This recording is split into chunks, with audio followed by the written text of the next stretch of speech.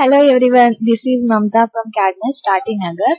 Today we are discuss about the tools in Google Sketchup software.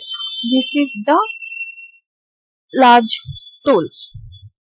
It is a basic tools. First one is line.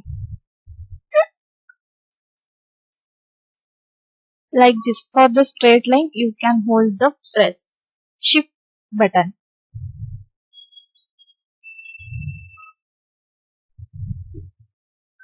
This is the line. And next one is the free hand. Like this. This is for free hand.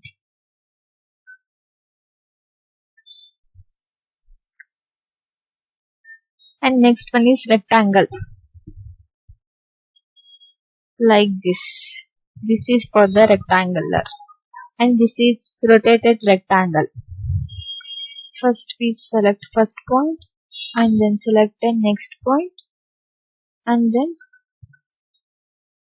specify the angle.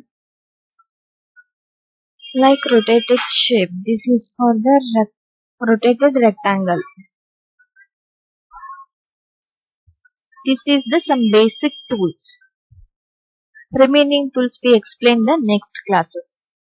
For more video, please subscribe the channel. Thank you guys.